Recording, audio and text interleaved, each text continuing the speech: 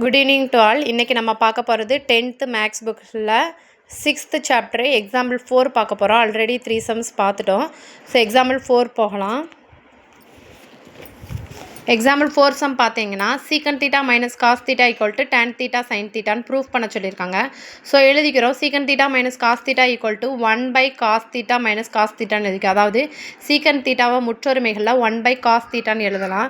So இதுக்கு LCM எடுத்தோம் அப்படின்னா cos theta 1 minus cos square theta 1 minus cos square தீட்டாவோட முற்றொருமை வந்து sine square theta. So sine square theta by cos தீட்டான்னு வேல்யூ கிடச்சிருச்சு. கிடச்சதுக்கப்புறம் sine theta into sine theta by cos தீட்டான்னு எடுத்துக்கிறோம். ஏன் அப்படின்னா சைன் பை காஸோட வேல்யூ டேன் இன்ட்டு சைன். அதாவது நம்ம ஆன்சரை ப்ரூஃப் பண்ணிட்டோம். அடுத்தது example 5th some. Example 5th sum என்னன்னு பார்த்தோங்கன்னா root of 1 plus cos theta by 1 minus cos theta equal to cosecant theta plus cot theta. ஓகேவா? ஸோ லெஃப்ட் ஹேண்ட் சைடு எடுத்துக்கிறோம். 1 plus cos theta by 1 minus cos theta equal to root of 1 plus cos theta by 1 minus cos theta into root of 1 plus cos theta by 1 plus cos theta. இது நம்ம எடுத்துக்கிறோம். பெருக்கி வைக்கிறனால இதோட மதிப்பு மாறாது, ஒரு பிரச்சனையும் இல்லை. ஸோ எக்ஸ்ட்ரா எடுத்துக்கிறோம். எடுத்ததுக்கு அப்புறமா 1 plus cos theta whole square ஆயிடுது.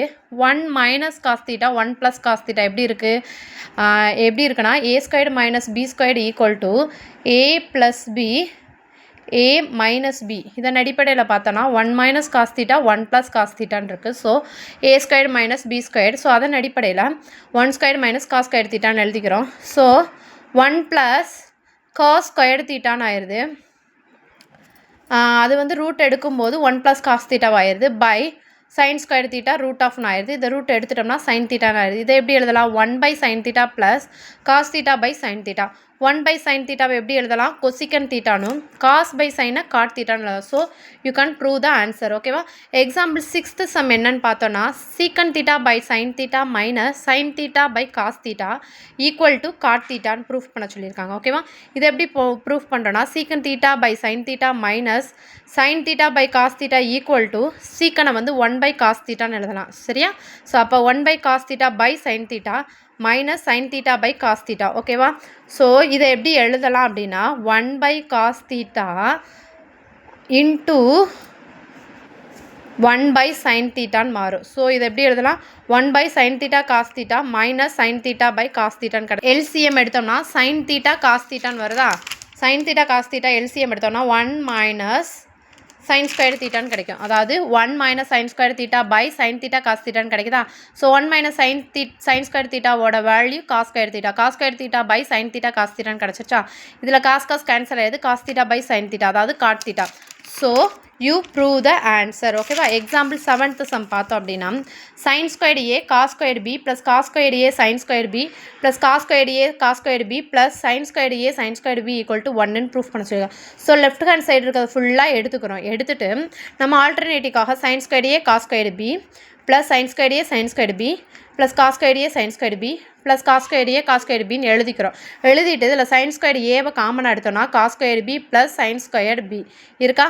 இதில் காஸ் ஸ்கொயர்டு ஏவை காமனாக எடுத்தோம்னா sine squared b plus cos squared b இருக்கா? So sine squared a plus cos squared பியோட வேல்யூ 1. ஸோ இதன் அடிப்படையில் பார்த்தா இதோட வேல்யூ 1, இதோட வேல்யூ 1 ஆயிடுது. 1 ஆனதுக்கப்புறம் sine squared a plus cos squared ஏன்னு வருது, again 1. So you prove the answer. ஓகேவா? ஸோ எக்ஸாம்பிள் 8th சம் பார்த்தோன்னா cos theta plus sine theta equal to root 2 cos theta எனில் cos theta minus sine theta equal to root 2 sine தீட்டான்னு நிரூபிக்க சொல்லியிருக்காங்க. ஓகேவா? So இதை எப்படி ப்ரூஃப் பண்ணுறோன்னா cos theta plus sine theta root 2 cos theta. ஓகேவா? ஸோ இதுக்கு ஹோல் ஸ்கொயர்டு எடுத்துக்கிறோம். எடுத்துட்டோம் அப்படின்னா equal to root 2 cos theta whole ஸ்கொயர்னு ஆயிடுது. ஸோ 2 காஸ் ஸ்கொயர் தீட்டான்னு இது ஆயிடுச்சா? ஆகிட்டு இதை a plus b whole square formula படி விரிச்சதுன்னா a square plus b square plus 2ab, அதாவது cos square a plus sine square b plus 2 sine theta cos தீட்டான்னு வந்துடுது. வந்ததுக்கு அப்புறமா இதோட வேல்யூ வந்து 1 ஆயிடுது. 1 ஆனதுனால 2 sine theta cos theta equal to 2 cos square theta minus cos square theta minus sine square தீட்டான்னு எடுத்துக்கிறோம். ஓகேவா?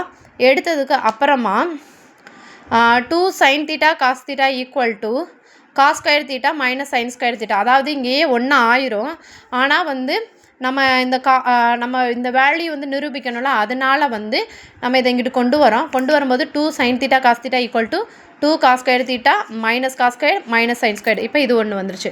வந்ததுக்கு அப்புறமா இது ஃபார்முலா எப்படி இருக்குது, a square minus b square formula அப்படி இருக்குது. So a plus b a minus b ஃபார்மெட்டில் எழுத போகிறோம். So cos theta plus sine theta cos theta minus sine theta equal to 2 sin θ cos தீட்டான்னு எழுதுகிறோம். நம்ம கன்வீனியன்ட்டுக்காக இப்படி எழுதுகிறோம். எழுதிட்டு cos theta minus sine theta equal to 2 sin θ cos θ by cos θ plus sin θன்னு எழுதுகிறோம். எழுதிட்டு cos θ plus sin θவோட வேல்யூ என்னது, √2 cos θவா, √2 cos θவா. ஸோ அதன் அடிப்படையில் √2 cos θ போட்டோன்னா காஸ் கேன்சல், √2 ஒரு 2 கேன்சல். அதாவது 2 எப்படி எழுதலாம், √2 × √2ன்னு எழுதலாம். ஸோ அதன் அடிப்படையில் பார்த்தா √2 கேன்சல் ஆகி cos θ minus sin θ equal to √2 sin θன்னு நம்ம ப்ரூஃப் பண்ணிட்டோம். ஓகேவா. எக்ஸாம்பிள் 9th சம் பார்த்தீங்கன்னா cosecant θ minus sin θ secant θ minus cos θ tan θ plus cot θ equal to 1 proof பண்ணோம். ஸோ லெஃப்ட் ஹேண்ட் சைடு எடுத்துகிட்டு ஈக்குவல் டு கொசிக்கனா 1/sin மைனஸ் sin θ, சீக்கனா 1/cos cos θ, டேனை சைன் பை காசுன்னு காட்ட காஸ் பை சைன்னு எழுதிக்கலாம். எழுதிட்டு எல்சிஎம் எடுத்தோம்னா sin θ 1 மைனஸ் சைன் ஸ்கொயர் தீட்டான்னு கிடைக்கும். காஸ் தீட்டாவை எல்சிஎம் எடுத்தோம்னா 1 மைனஸ் காஸ் ஸ்கொயர் தீட்டான்னு கிடைக்கும். ஸோ காஸ் தீட்டா சைன் தீட்டாவையும் எல்சிஎம் எடுத்தோம்னா sine square theta cos square தீட்டான்னு கிடைக்கும். சரியா. கிடைச்சதுக்கு அப்புறமா அப்போ அதை எப்படி எழுதலாம்னா cos square theta by sine தீட்டானும் sine square theta by cos தீட்டானும் 1/sin θ காஸ் தீட்டான்னு எழுதலாம். எழுதுனதுக்கு அப்புறமா இதை ஃபுல்லாக காமனாக எடுத்தோம் அப்படின்னா என்ன ஆகும், cos square theta sine square theta மேலேயும் sine square theta cos square theta எல்லாம் கேன்சல் ஆகி 1 கிடைக்கும். You proof the answer. ஓகேவா. 10th sum sin a by 1 plus cos a plus sin a by 1 minus cos a equal to 2 cosecant a. இதை proof பண்ணணும். அப்போ left hand side எடுத்துகிட்டு LCM எடுக்கிறோம். 1 plus cos a 1 minus cos a. LCM எடுத்தால் என்ன ஆகுது, sin a 1 minus cos a plus sin a 1 plus cos aன்னு கிடைக்குது.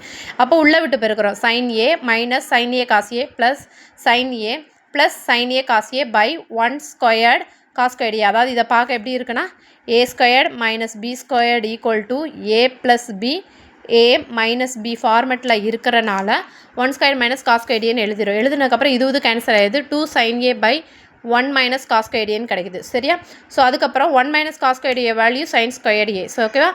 போட்டுட்டு sin a cancel ஆகிடுது. 1/sin a cosecant a. Okay. So you prove the answer 2 cosecant a. Okay. Next sums next video. Okay. Thank you to all.